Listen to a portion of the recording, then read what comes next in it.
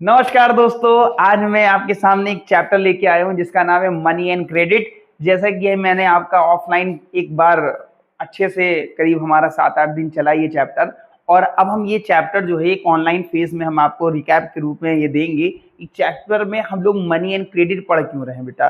ठीक, तो बिना किसी लेट के हम लोग ये लेक्चर स्टार्ट करेंगे। लेकिन एक बात हमेशा की तरीके आप ध्यान रखिएगा बच्चों, आप जो मैं नोट्स आपको एक रिकैप के रूप में लेके चल रहा हूँ, ठीक है। लेकिन एनसीईआरटी को आप इंपॉर्टेंस जरूर दीजिएगा, क्योंकि इंपॉर्टेंस इसलिए जरूरी है क्योंकि उसकी एक एक लाइन पे एक नया कॉन्सेप्ट आपको समझ में आएगा, ठीक है। चलो बिना किसी लेट के हम लोग बच्चों टॉपिक स्टार्ट करते हैं। सबसे पहले हम लोग चैप्टर को ये समझेंगे मनी एंड क्रेडिट का मतलब क्या होता है भैया। जैसे कि मैंने हर बार समझाया यार, आज की डेट में पैसा जो होता है ना, रिश्ते बनाता भी है और पैसा जो है रिश्ते तोड़ भी देता है। लेकिन अगर हम आज से कई साल पहले की बारे में बात करें, कई साल क्या हजारों साल पहले के बारे में दोस्तों बात करें, तो हम यहाँ पे ये देखते हैं कि एक्चुअल में जो मनी है ना, उसके बिना काम कैसे चलता था।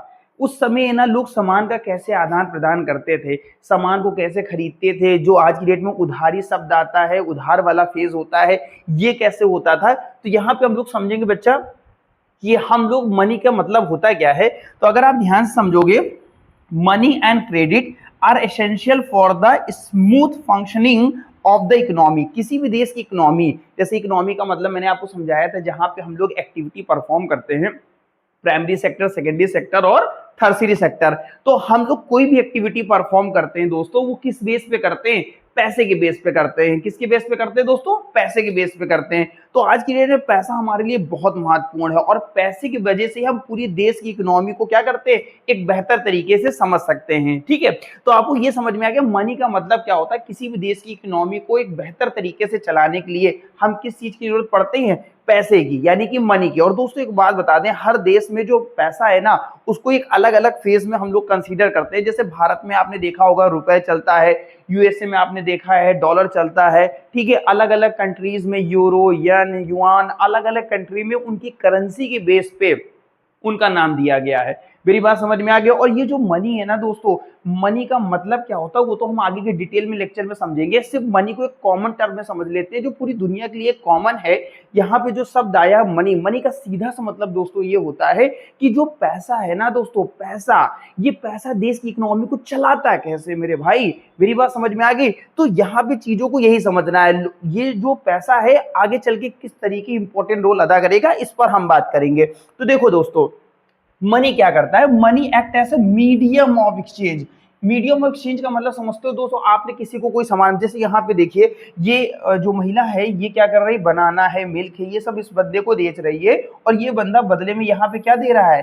करेंसी दे रहा है। मेरी बात समझ में आ गई। तो ये जो करेंसी है ना, इसी को हम दोस्त क्या कहते हैं? मनी। तो यहाँ पे आपने देखा कि ये बंदा क्या कर रहा है कि किसी के बदले किसी कोई चीज को क्या कर रहा है? ले रहा है। तो यानी यहाँ पे क्या हो रहा है? Act as a medium of exchange.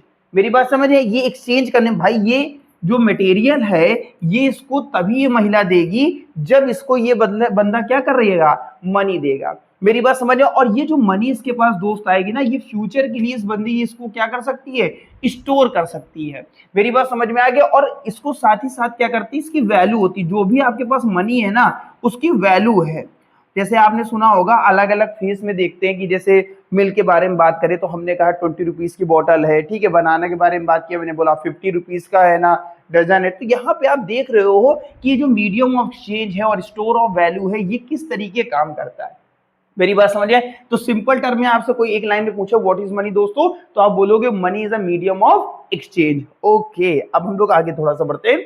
अब देखते हैं अगला एक जो शब्द है मनी एंड क्रेडिट के बारे में बच्चा। तो ये क्रेडिट का मतलब क्या होता है भैया? आज की डेट में देखिए कई सारी दुकानों में भी लिखा होता है आज नगद कल उधार, ठीक है, या उधार से साफ मना। तो यहाँ पे क्या हो रहा है, लेकिन ये तो छोटी बात हो गई। लेकिन आज की डेट में आप देखिए लोग कार खरीदते हैं, ठीक है, उसके बाद होम खरीदते हैं, ठीक। तो इन सब में क्या आता है? ईएमआई आती है। आपने सुना होगा ईएमआई शब्द का बारे में। तो यानी ये क्या कर रहे हैं? लोन ले रहे हैं। लोन कहाँ से लेते हैं दोस्तों? बैंक से लेते हैं, मनी लैंडर से लेते हैं। तो यानी क्रेडिट का मतलब क्या होता है? बोरोइंग और lending money with an agreement. अब ये जैसे आपने देखा कि कार या होम लोन है, 10 साल के लिए इन्होंने लिया, किसी ने 15 साल के लिया, तो ये एक एग्रीमेंट इन दोनों के बीच में होता है कि वो फ्यूचर में क्या करेंगे? उसको रीपे कर देंगे। मेरी बात समझ में? बदले में जो भी इनका इंटरेस्ट चार्ज होगा उसे मेरी बात समझ, वो बैंक की क्या हो जाती, इनकम हो जाती। तो बेसिकली आपने एक शब्द समझा कि है ना क्रेडिट का मतलब क्या होता है, यानी क्रेडिट का मतलब हम किसी को पैसा कुछ समय के लिए क्या करते हैं, उधार देते हैं या उधार लेते हैं, बदले में हमें उसे इंटरेस्ट देना पड़ता है और एक एग्रीमेंट ऐसा होता है कि भविष्य में हम आपके पैसे को क्या करेंगे दोस्तों, वापस कर देंगे। मेरी बात समझ में आ गई। चीजों को डिटेल एनालिसिस करके चलिएगा भैया, रट्टा नहीं मारना, नहीं तो गड़बड़ा आ जाएगा। अब यहाँ पे अगर हम देखते हैं, छोटा सा एग्जांपल है कि जो मनी है, आज तो हम लोग बहुत आसानी से कोई सामान है ना खरीदते हैं, जैसे आप मुझे ऑनलाइन भी फीस पे कर रहे हो, कुछ लोग मुझे ऑफलाइन फीस पे कर रहे हैं, तो आज तो मुझे पैसा मिल रहा है। लेकिन आज से पहले के समय में हम देखते हैं कि जब लोगों के पास पैसा नहीं हुआ करता था, तो बदले में कुछ ना कुछ एक दूसरे से काम को शेयर करते थे। जैसे यहाँ पे देखिए, ये पर्सन जो है, इसको चाहिए भेड़, जो भी है, शीप कह सकते हो या गोट कह सकते हो, तो ये बंदा क्या कर रहा है, ये इसको है ना बंदी दे रही है, बदले में ये इसको क्या कह रहा है, भुट्टा दे रहा है। तो ये दोनों आपस में गुड्स को एक्सचेंज कर रहे हैं। किसको एक्सचेंज कर रहे हैं, गुड्स को। तो यहाँ पे आप देखिए लिखा हुआ है कि exchange of goods for goods without using money, यानी कि बिना पैसे के गुड्स के बदले जब गुड्स एक्सचेंज किया जाता है, तो वहां पे शब्द आता है बार्टर सिस्टम, जिसको हम लोग सीसी इकोनॉमी भी कहते हैं, कमोडिटी टू कमोडिटी। मेरी बात समझ में आ गई। तो पहले का जो सिस्टम था ऐसा चलता था, लेकिन देखिए हर चीज में कुछ ना कुछ एक ड्रॉबैक होता है। जो बार्टर सिस्टम दोस्त था ना, तो बार्टर सिस्टम में अगर हम थोड़ा सा डिटेल एनालिसिस करते हैं, यहाँ पे सबसे दिक्कत आती थी lack of double coincidence bond. जैसे छोटा एग्जांपल है कि इस बंदी को है ना, ये बंदी आप देख रहे हैं, ये भुट्टा इसको देने के तैयार है और बदले में ये शीप इसको चाहिए, तो लेकिन ये बंदा क्या कह रहा है कि मुझे ये नहीं चाहिए भुट्टा, मेरी बात समझ, मुझे भुट्टा नहीं चाहिए, मुझे है ना कुछ और चाहिए। तो कहने का मतलब क्या है, इसकी डिजायर है कि ये मिल जाए, लेकिन इसकी डिजायर ये नहीं है। तो यानी यहाँ दिक्कत क्या है, लैक ऑफ डबल कोइंसिडेंस, दोनों की इच्छाएं सेम नहीं हो रही हैं। ठीक है, both party must want what the other offers. मेरी बात समझ में आ गई ना, दोनों एक दूसरे के साथ क्या चाहते हैं, एक दूसरे की समझौता क्या हो रहा, उसकी दिक्कत देखने को मिलती थी। ठीक है, तो ये चीज आती थी। दूसरा सबसे इंपॉर्टेंट है, आप यहाँ पे देखोगे करंट टाइम में, अगर हम आज से इसका कंपेयर करते, भुट्टा बहुत ज्यादा 50 रुपए, लेकिन अगर हम इसके बारे में बात करें तो ये हो सकता है 1000 रुपए। तो अगर आप ध्यान से देखोगे, lack of common measure of values. अब जैसे आज की डेट में मैंने इसको देखो फटाक से बता दी, 1000 के आसपास होगा, ये 50 रुपए के हिसाब से होगा, लेकिन उस समय ये बहुत बड़ी दिक्कत होती थी कि lack of common measure of value, no fixed value for goods. Goods की कोई वैल्यू फिक्स होती नहीं थी, जो जिसमें तैयार हो जाए कि भैया हमको ये चीज आपसे चाहिए, वो चीज आपसे मिले, दोनों चेंज हुए और आपस में गुड्स को क्या करते थे दोस्तों, एक्सचेंज कर लेते थे। मेरी बात आपको समझ में आ रही होगी भाइयों। ठीक है, अब इसे हम थोड़ा सा आगे बढ़ते हैं। ये तो दो फेज आपको समझ में आ गए। सबसे पहले डबल कोइंसिडेंस बॉन्ड्स हो गया भाई, उसके बाद हमने देखा कि कॉमन मेजर वैल्यू रही थी। तीसरा अगर हम बात करते हैं डिफिकल्टी टू स्टोर वेल्थ, अगर आप इसको ध्यान से देखोगे, गुड्स कैन स्पॉइल और लूज वैल्यू। जो गुड्स होता था, ठीक है, वो भाई आप इसको कब तक, जैसे आज की डेट में कहते नहीं भैया इतना पैसा कमाए हैं कि आने वाली 7 पीढ़ियां हमारी खाएंगी, आपने कई बार सुना होगा मेरे भाई। तो लेकिन यहाँ पे अगर हम देखते हैं ना, यहाँ पे क्या होता था भाई, गुड्स को आप कितना स्टोर कर सकते हो, 1 दिन, 2 दिन, 4 दिन, महीना, 2 महीना, 3 महीना, लेकिन लंबे समय तक स्टोर कर सकते हो, बिल्कुल नहीं कर सकते हो। वो क्या होगा, सड़ जाएगा, खराब हो जाएगा। तो ये बहुत बड़ी डिफिकल्टीज आती थी। आपको ये चीज समझ में आ गया। दूसरा, difficult in making the deferred payments. अब आप देखिए, जैसे अभी मैंने बोला, कार लोग खरीद लेते हैं, घर खरीद लेते हैं और फ्यूचर में ईएमआई देते रहते हैं। ठीक है, लेकिन उस समय ऐसा नहीं होता था कि हर महीने आपको भुट्टा हम देंगे, हर महीने हम आपको बकरी देंगे।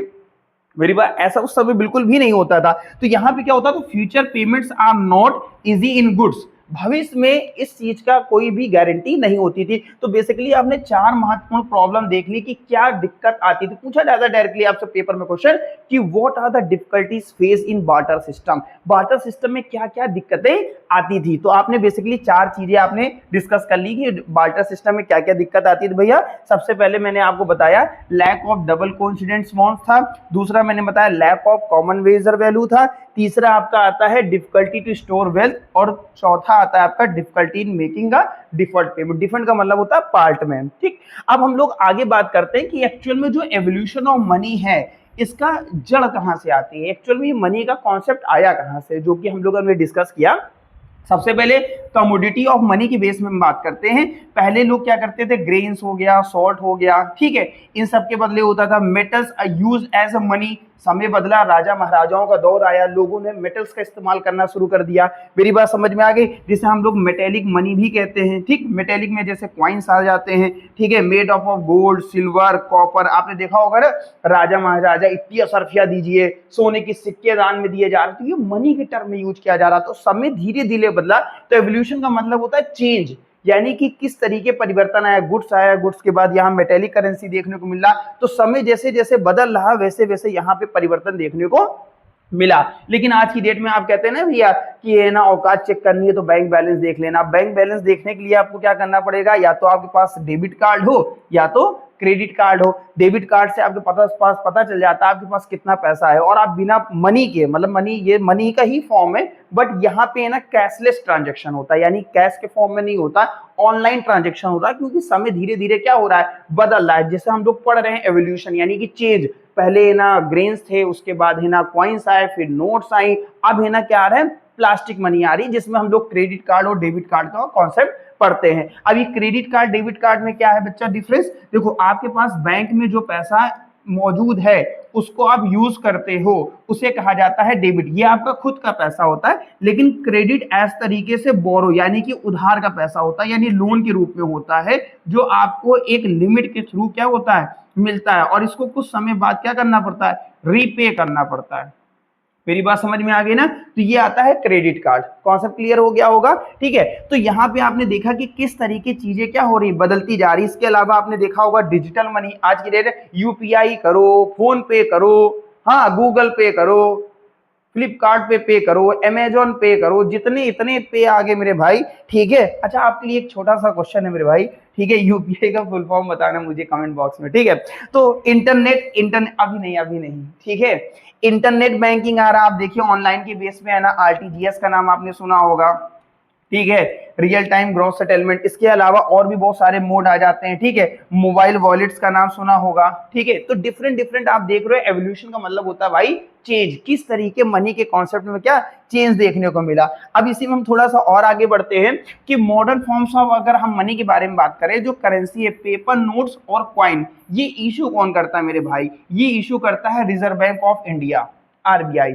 आरबीआई जो होता है, देखिए बैंकिंग का जो कॉन्सेप्ट होता है ना भाई, दो तरीके, एक होता है कॉमर्शियल बैंक और एक होता है आपका आरबीआई। तो जितने भी बैंक हैं, ठीक है, उनके ऊपर कंट्रोल कौन रखता है, आरबीआई। और आरबीआई कॉमर्शियल बैंक को ये निर्देश देता है कि आप है ना किनको किनको करेंसी फ्लो करोगे, यानी जिनके पास जो पैसा होगा, पहले तो ये क्या करते हैं, नोट को प्रिंट करते हैं, इनके सेंटर होते हैं नोट को प्रिंट, इनके अलावा और किसी के पास अथॉरिटी नहीं है नोट को प्रिंट करने की। और ये जो आरबीआई है, आरबीआई जो नोट है वो किसको देता है, कॉमर्शियल बैंक को देता है। कॉमर्शियल बैंक जो होता है वो डिफरेंट पर्सन के पास क्या करता है, नोट को पहुंचाने का काम करता है। तो आपसे पूछा जाएगा कि हु प्रिंट द नोट, तो आप बोलोगे आरबीआई। इसका एक छोटा कॉन्सेप्ट ध्यान रखना, 1935 में वर्किंग करना शुरू हुआ था, अप्रैल 1939, और इसका नेशनलाइजेशन हुआ था 1949 के केस में, ये आपको ध्यान रखना है। तो 1949 में इसका नेशनलाइजेशन हुआ था और 1935 में बना था, जब ब्रिटिशर्स का दौर था, ठीक है। और उस समय से लेके आज तक ये आरबीआई नोट का प्रिंट करने का काम कर रहा है। तो मॉडर्न फॉर्म ऑफ मनी देख रहे होंगे आप, समझ में आ रहा होगा। अब हम बात करते हैं डिपॉजिट विद बैंक। बैंक में लोग पैसा जमा क्यों करें? देखिए, बैंक में जब लोग पैसा जमा करते हैं ना, तो जैसे आप उसके हिसाब समझ लेते हैं, people deposit money in a bank and can withdraw on demand, ठीक है। अब जब उनको है ना पैसे की जरूरत होती है, देखिए सबसे पहले बैंक में क्या, देखिए बैंक में पैसा तो पहली बात क्या होता है, सेफ होता है, पहले केस। दूसरा क्या होता है, पैसे में हमें क्या मिलता है, इंटरेस्ट मिलता है। जो इंटरेस्ट मिलता है और पैसा सेव होता है, इन दो कारण की वजह से लोग पैसा क्या करते हैं, बैंक में रख देते हैं, और जब उनको जरूरत पड़ती है तो वो पैसा क्या करते हैं, विड्रॉ कर लेते हैं। मेरी बात समझिए, आपको चीजों को समझना है, रट्टा बिल्कुल नहीं मानना है। पैसा आप बैंक में जमा करोगे, देन आफ्टर क्या करोगे, विड्रॉ कर लोगे, ठीक है। तो बैंक में पैसा सेफ रहता है, ये आपको ध्यान रखना है, और बदले में उसमें क्या मिलता है, इंटरेस्ट। इसलिए बैंक में लोग पैसा क्या करते हैं, जमा करते हैं, ठीक। अब इसमें आगे बात करते हैं, बैंक में देखिए अलग अलग तरीके के अकाउंट होते हैं, जैसे करंट अकाउंट हो गया, सेविंग अकाउंट हो गया, ठीक है। इसके अलावा एफडी हो गया, आरडी हो गया, डिफरेंट मोड होते हैं। करंट जो होता है बिजनेसमैन लोग खुलवाते हैं, सेविंग जो होते हैं जो सैलरीड ये होते हैं या होम मेकर्स होते हैं, ठीक है। एफडी होता है कुछ समय के लिए पैसा फिक्स कर दिया जाता है, लॉक कर दिया जाता है, बदले में रेट ऑफ इंटरेस्ट ज्यादा मिल जाता है। आरडी जो होता है एक लमसम अमाउंट जो होता है पर मंथ हम लोग क्या करते हैं, डिपॉजिट करते हैं। तो यहाँ पे क्या कर रहे हैं, अब ये जो पैसा हमारे पास मौजूद है, आपने देखा होगा किसी को यूपीआई करते हैं, किसी को चेक के थ्रू पेमेंट करते हैं, तो cheque can be use to transfer money without cash. मेरी बात समझ में आ गई? मैंने आपको बताया ना, बिना कैश के पैसा ट्रांसफर किया जाता है, तो बिना कैश के जो पैसा ट्रांसफर किया जाता है वो आ जाता है आपका चेक डिपॉजिट विद बैंक। ये आपको ध्यान रखना है। इसके अलावा अगर मैं बात करता हूँ की फीचर्स के बारे में, तो मनी जो है is authorised by the government and accepted as a medium of exchange. आप कोई भी करेंसी आप देख लीजिए, करेंसी में लिखा होता है आरबीआई की सिग्नेचर होते हैं उसके गवर्नर के, और यहाँ पे लिखा होता है मैं धारक को 100 रुपए देने का वचन देता हूँ या 500 रुपए देने का वचन देता हूँ। तो यहाँ पे क्या हो रहा है कि गवर्नमेंट ने इसको लाइसेंस दिया है, ठीक है, कि पैसा देखिए आपको मेटेलिक है, मेटल में क्या होता है कि आप 1 रुपए का सिक्का थोड़ा छोटा, 2 रुपए का थोड़ा बड़ा, 5 रुपए का और बड़ा, 10 रुपए का आपने देखा होगा यहाँ पे गोल्डन कलर की लेयर होती है। तो यानी कि ये रियल करेंसी है, आपको इसमें कोई साइन वाइन इसलिए नहीं होती क्योंकि आपको 1 रुपए के बराबर मेटल मिल रहा है, यहाँ 2 रुपए, यहाँ 5 रुपए, यहाँ 10 रुपए के बराबर मेटल मिल रहा है, लेकिन यहाँ पे मेटल नहीं मिल रहा, आपको पेपर मिल रहा। तो इसकी रियल करेंसी ये नहीं है, इसीलिए यह एक तरीके से ये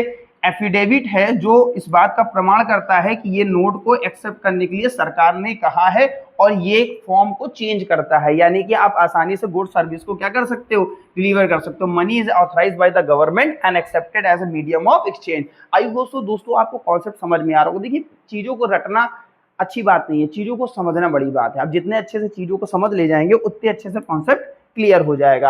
अब यहाँ पे अगर हम बात करते हैं, जैसा कि मैंने बताया, क्रेडिट का मतलब सीधे सीधे दोस्तों क्या होता है, लोन होता है। तो अगर हम डिफिनीशन के बारे में बात करें तो ये एक एग्रीमेंट होता है जो लेंडर और मनी, ठीक है, lender gives money to a borrower, borrower मतलब जो उधार ले रहा है, लेंडर मतलब जो दे रहा है, इनके बीच में एक मतलब एक तरीके से एग्रीमेंट होता है जो भविष्य में क्या करते हैं, पेमेंट करने। जैसे मान लीजिए मैं एग्जांपल अच्छे देता हूँ, वैसे हस्बैंड और वाइफ साथ वचन निभाने का वादा करते हैं, ठीक है, वैसे ये क्या करते हैं कि जो लेंडर होता है और बोरोवर होता है, इनके बीच में एग्रीमेंट होता है कि इतने टाइम पीरियड में 10 साल 15 साल में ये पैसा क्या करेंगे, वापस कर देंगे, और बदले में इनको क्या मिलेगा, इंटरेस्ट मिलता है, ठीक है। नहीं तो कोई इंसान किसी को लोन क्यों दे, मेरी बात समझ में आ गई होगी। तो आपको ये चीजें ध्यान रखना है। इसी में हम थोड़ा सा आगे बढ़ेंगे भैया।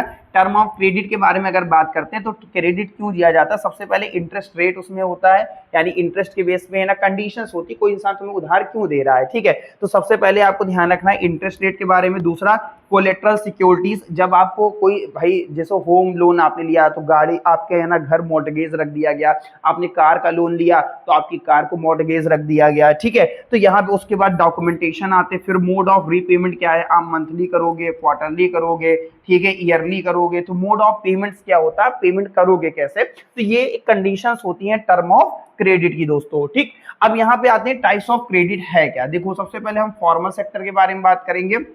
फॉर्मल सेक्टर क्या होता है, जो सरकार जिस चीज पे लाइसेंस देती है कि आप आसानी से काम कर सकते हो, यानी provided by bank and cooperatives, जो कि है ना किसके गाइडलाइन पे काम करती है, आरबीआई के। लेकिन अगर, और इसमें सबसे बड़ी खासियत क्या होती है, रेट ऑफ इंटरेस्ट बहुत कम होता है दोस्तों, ठीक है। तो रिक्वायर प्रॉपर डॉक्यूमेंटेशन, पूरा हमें डॉक्यूमेंटेशन चाहिए, सारी चीजें, एक एक चीज की जांच पड़ताल होती है, सारी चीजें की जब इंक्वायरी हो जाती है तब जाके आपको कहीं इसमें लोन मिलता है, इसीलिए इसको बोलते हैं फॉर्मल सेक्टर ऑफ क्रेडिट। और ये ऑथेंटिक होता है, और सबसे अच्छी बात क्या होती है, इसमें कोई दिक्कत किसी तरीके की नहीं आती अगर आप सारी चीजें लीगल कर रहे हैं, ठीक है। तो अब उसी केस में इनफॉर्मल के बारे में बात करते हैं। भाई आपको कोई जान पहचान का है, चाचा मौसा लगे, भैया हमको 500 रुपए दे दीजिए, 1000 रुपए दे दीजिए, बदले में हम आपको 50 रुपए एक्स्ट्रा ब्याज दे देंगे। बाद में आप पैसा नहीं दे पाए तो कहो गाली गलौज हो जाए, जूता लात बरस जाए, ठीक है, और पिस्टल लेके घर के सामने खड़े हों। मेरी बात समझ में आए। तो यहाँ पे आप देखिए जो मनी लेंडर्स होते हैं ये दमखम रखते हैं, तो जब बारोवर को पैसा देते हैं तो यहाँ पे आप देखिए लिखा है provided by the money lender, traders, relative, friends,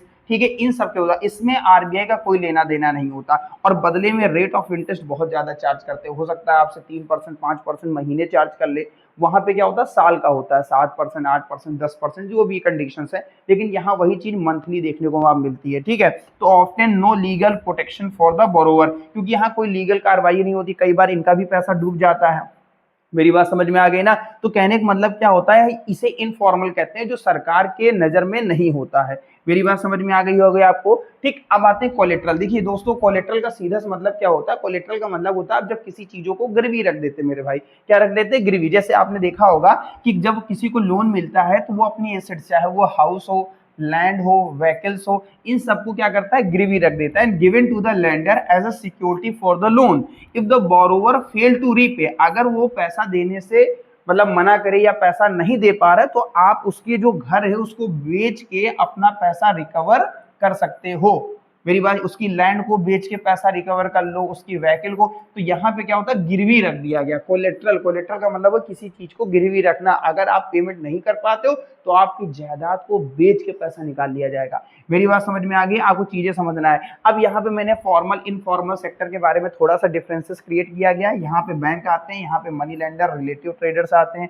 ये आरबीआई कंट्रोल करता है, इसमें आरबीआई कोई लेना देना नहीं होता। यहाँ पे रेट ऑफ इंटरेस्ट बहुत लो होता है, यहाँ पे रेट ऑफ इंटरेस्ट हाई होता है। यहाँ पे कोलेट्रल रिक्वायर होता है, मॉर्गेज रिक्वायर होता है, यहाँ पे हो भी सकता है। और ये आपकी टर्म एंड कंडीशंस होती है, आपके सामने वाले के साथ रिलेशन कैसे हैं। यहाँ पे अगर हम बात करते हैं सिक्योरिटी फॉर बोरोवर हाई होता है, यहाँ पे सिक्योरिटी फॉर बोरोवर लो होता है। तो ये चीज आपको ध्यान रखना है। ठीक, अब इसी में हम थोड़ा सा दोस्तों और बात करते हैं कि आज प्रेजेंट टाइम में किसी भी देश की जो इकोनॉमी है वहां पे बैंक का इंपॉर्टेंट रोल होता है। तो देखिए, role of bank in a development. सबसे पहले क्या हो रहा है, लोगों की सेविंग। आप देखिए, जब जेब में पैसा होता है, यार कभी आओ मोमोज खा लेते हैं, आप कुरकुरे खा लेते हैं, मेरी बात समझ रहे हो। तो यहाँ पे आप देख रहे हो कि लोगों के पास सेविंग बहुत कम होती है, यानी कि है ना, जब लोग जेब में रखते हैं, लेकिन जैसे लोग पैसा कहाँ पे रख देते हैं, बैंक में, तो लोग कहते हैं यार क्या करेंगे, पैसा बैंक में निकालें, पड़ा रहने दो। साथ ही साथ उसमें हमें क्या मिल रहा है, इंटरेस्ट मिल रहा है। तो लोग एक्साइटमेंट होता है कि हम अपने पैसे को क्या करेंगे, बचा लेंगे, ताकि हम फ्यूचर में इसका यूज कर सकें। तो provide affordable loan for investment. इससे बैंक क्या करता है, जब बैंक में आप पैसा जमा कर देते हो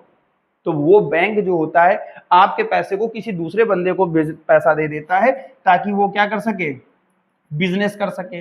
तो जब बिजनेस करने के लिए पैसा वो उनको देता है, तो बदले में उनसे वो इंटरेस्ट चार्ज करते हैं। तो जैसे सपोज करिए इनसे 17% मिला और इनको है ना 4% दिया, तो जो जो बीच का डिफरेंस आ रहा है, 17 में 4 का कितना आएगा दोस्तों, 13%। तो ये 13% बैंक का क्या हो जाता है, प्रॉफिट हो जाता है। तो इस तरीके वो लोन बांट देते हैं, चाहे वो एग्रीकल्चर हो, बिजनेस हो, हाउस होल्ड हो। प्रमोट इकोनॉमिक एक्टिविटी, जिससे इकोनॉमिक एक्टिविटी में बढ़ता है, मतलब, और साथ ही साथ एम्प्लॉयमेंट भी क्या होता है, बढ़ जाता है। एक के पास पैसा है, एक के पास पैसा नहीं है, तो इस तरीके यहाँ पे प्रमोट करता है। तो यहाँ पे आप देखोगे reduce dependence on informal credit. ठीक है, इससे क्या होता है, इनफॉर्मल क्रेडिट से जो निर्भरता है वो खत्म होती है, क्योंकि इनफॉर्मल सेक्टर में आपको भी मैंने बताया कि रेट ऑफ इंटरेस्ट बहुत हाई होता है, जिससे लोग परेशान हो जाते हैं, कई बार वो पे भी नहीं कर पाते, तो दिक्कत आना स्वाभाविक है।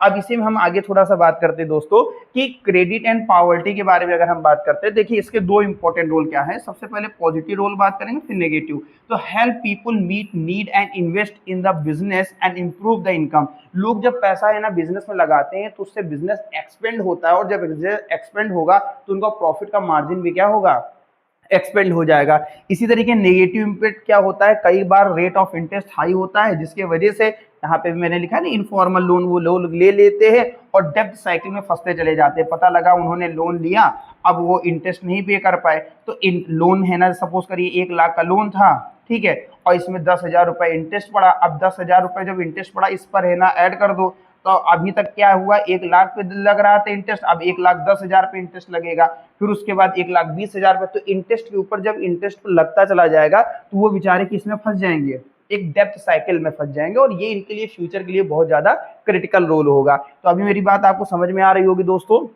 अब हम बात करते हैं की पॉइंट्स टू रिमेंबर। ठीक है, तो सबसे पहले मैंने बताया था जो रिजर्व बैंक ऑफ इंडिया है, ये कंट्रोल करता है भारत में करेंसी इशू को लेके, कितनी मात्रा में करेंसी। अगर बहुत ज्यादा करेंसी मार्केट में आ गई तो इन्फ्लेशन की कंडीशन आ जाती है, यानी महंगाई बढ़ जाती है। ठीक है, तो सरकार इस बात पे कंट्रोल करती है आरबीआई के थ्रू कि करेंसी मार्केट में कितनी होनी चाहिए, regulate by bank and ensure the fair lending rates, कि जो भी पैसा मार्केट में पहुंच रहा है वो सही मात्रा में पहुंच रहा है या नहीं, तो ये कंट्रोल करता है आरबीआई दोस्तों। ठीक, अब यहाँ पे हम बात करते हैं इसी की केस में क्या होता है, एक सेल्फ हेल्प ग्रुप होता है, ठीक है, या group of rural poor and who pool saving and lend to the member at the low rate. यहाँ पे आप देख रहे होंगे कई सारी जो महिलाएं हैं, ये क्या करती हैं, एक साथ ग्रुप बनाती हैं, और सब लोग थोड़ा थोड़ा स्मॉल अमाउंट में पैसा क्या करती हैं, कलेक्ट करती हैं, और कलेक्ट करने के बाद जिसको नीड होती है उसको पैसा देती हैं, किस रेट में, लो इंटरेस्ट रेट में।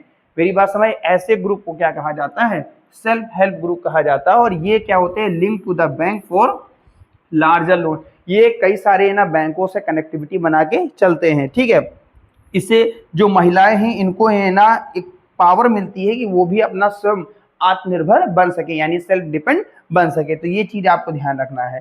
ठीक, अब इसी में थोड़ा सा हम और आगे बढ़ते हैं दोस्तों। ठीक है, तो हम लोग जो भी अभी पढ़े हैं उसको थोड़ा सा रिकैप कर लेते हैं दोस्तों। जैसे मैंने अभी आपको बताया, सबसे पहले अगर कोई चीज आया, बार्टर सिस्टम आया। ठीक है, उसके बाद बार्टर सिस्टम में अगर देखा जाए तो यहाँ पे कमोडिटी मनी आ गया था, फिर मेटेलिक मनी आता। बार्टर सिस्टम में कमोडिटी टू कमोडिटी होता था, तो एक कमोडिटी से जब दूसरी कमोडिटी में जा रहा तो कमोडिटी ही रोल निभा रही थी किसका, मनी का। ठीक, उसके बाद आता है मेटेलिक। मेटेलिक में एक मतलब कॉइन्स के बेस पे आया, जैसे गोल्ड, सिल्वर, कॉपर मैंने बताया। उसके बाद समय चेंज हुआ, क्या आया, पेपर मनी आया। ठीक, पेपर मनी जब आ गया तो इसमें भी पेपर वर्क बहुत ज्यादा हो गया। ठीक, तो उसके बाद डिजिटल मनी आई, जिसमें यूपीआई वगैरह का नाम सुना होगा आपने, मैंने भी आपको बताया। तो ये चीज आपको ध्यान रखना। तो ये बेसिकली स्ट्रक्चर था जो आपको देखने को मिला। अब मैंने बात किया था क्रेडिट के बारे में। ठीक है, ये तो आपने पढ़ लिया कि मनी का सर्कल क्या था। क्रेडिट के बारे में बात करते हैं तो एक फॉर्मल सेक्टर था जो कि बैंक या कोऑपरेटिव सेक्टर देते हैं, जिसमें रेट ऑफ इंटरेस्ट लो था। दूसरा मैंने आपको बताया इनफॉर्मल सेक्टर, जहां पे मनी लेंडर और ट्रेडर आते हैं, जिसमें रेट ऑफ इंटरेस्ट क्या है दोस्तों, हाई है। इंटरेस्ट का मतलब समझ रहे होगे, जो प्रिंसिपल में हमें इंटरेस्ट मिलता है। मेरी बात समझ में आ गई होगी। और ये हमारा लास्ट टॉपिक था। आई होप सो आपको वीडियो पसंद आई होगी।